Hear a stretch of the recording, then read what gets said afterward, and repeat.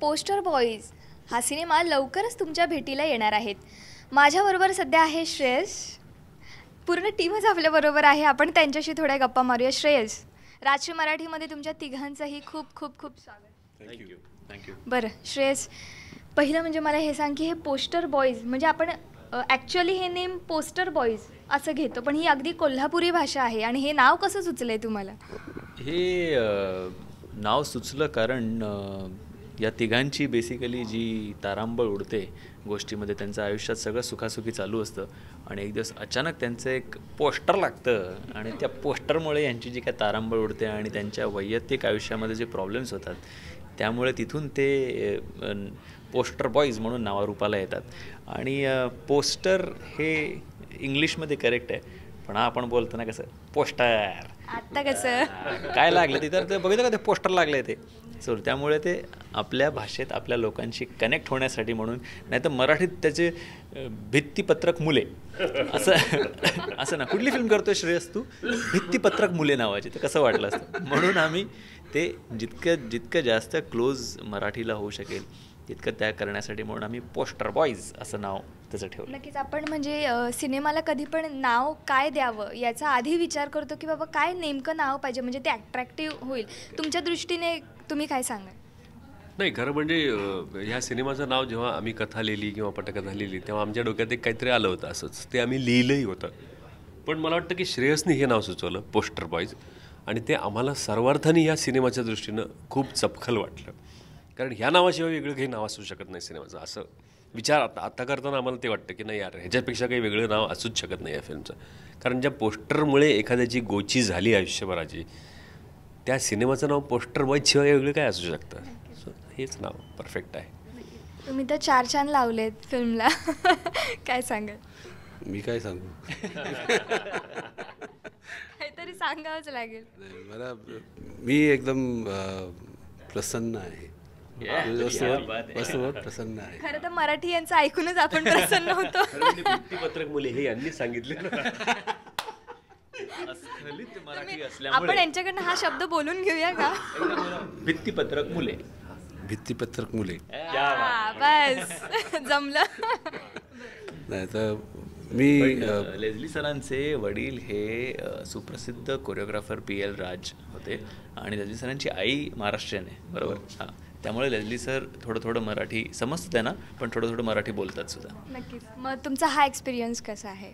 मराठीमध्ये अगदीच 4 चांद लावताय तुम्ही, अगदी एंट्री एवढी दमदार करताय, तर हा एक्सपिरियन्स कसा आहे? कारण की ऑब्व्हियसली हिंदीमध्ये पण तुम्ही छान काम करतातच आहात, पण मराठीमध्ये तुमचे काय प्लॅनिंग्स आहेत? आत्ताचा एक्सपिरियन्स कसा आहे? ते दमदार तर तुम्ही म्हणतात, पण माझ्या हिशोबाने जेव्हा श्रेयस मला भेटायला आला आणि सगळ्या टीमबरोबर भेटलं आणि असं ट्युनिंग जे झालं आहे, मी असं फिल्म केलं नाही कुठे सगळे इन्वॉल्व आहे. आणि आता पण तुम्ही बघतील का actors, actresses, music director, cameraman सगळे बसून एक हसतात, खेळतात आणि काम तसंच होतं आहे.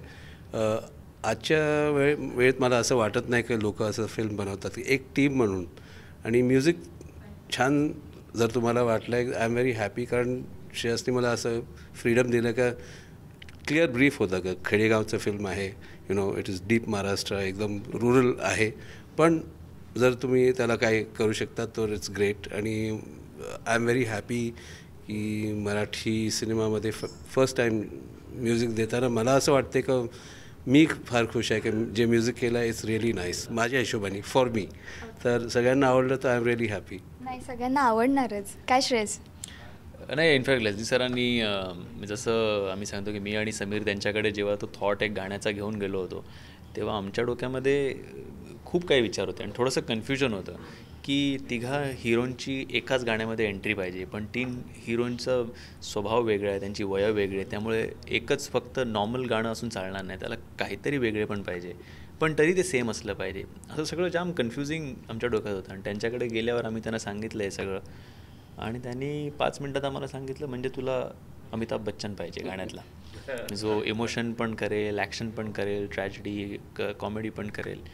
सो म्हणजे एक मूळ माणूस आणि वेगवेगळे इमोशन्स. सो आम्ही म्हटलं करेक्ट, तुम्ही करेक्ट ओळखलं आम्हाला काय पाहिजे. आणि तिथून तो प्रवासाला आमच्या सुरुवात झाली आणि त्यांनी ज्या पद्धतीचं म्युझिक केलं आहे, स्पेशली द फर्स्ट सॉन्ग, ज्यात मला कालच समीर असं बोलला की त्या 2 नवीन गोष्टी आहेत. एक म्हणजे त्या गाण्यात 3 वेगवेगळे मूड्स आहेत. म्हणजे एक भजन आहे, भजनातून आपण रोमॅन्समध्ये जातो आणि रोमॅन्समधून आपण लावणीमध्ये जातो, असे 3 वेगळे मूड्स आहेत.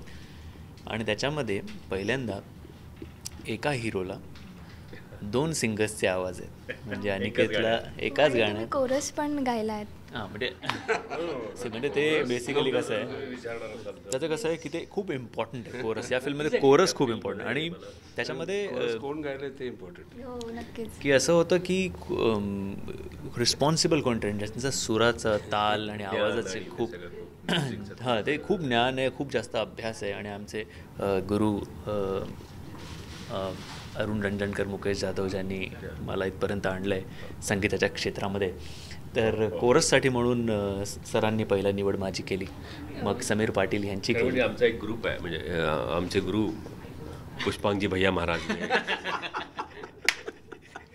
त्यांच्या याच्या खालीच आम्ही फक्त गाणी म्हणतो. ते जिथे नेतील तिथे आम्ही जाऊ. आणि आमचे दुसरे गुरु हादी अलीजी अब्रार, तर ते पण आहेत. उस्ताद हादी अली खान अब्रार. तर सर त्यांनी आम्हाला सरांकडे नेलं आणि मग आम्ही यासाठी हे केलं, कोरस. म्हणजे आमचे ते गुरु असून सुद्धा, म्हणजे पुष्पांगजी महाराज आणि उस्ताद हादी अली अब्रार जी हां साहेब, त्यांनी फक्त आम्हाला सांगितलं नाही की तुम्हीच गा, ते बोलले आम्ही सुद्धा कोरसमध्ये येऊन गाणार. सो गाऊया का? हो, कोरस कसं होतं आपलं,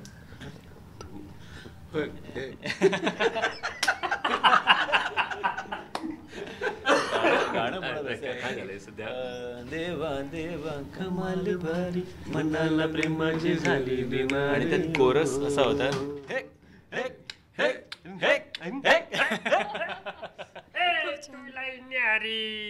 श्रेयस निघाले.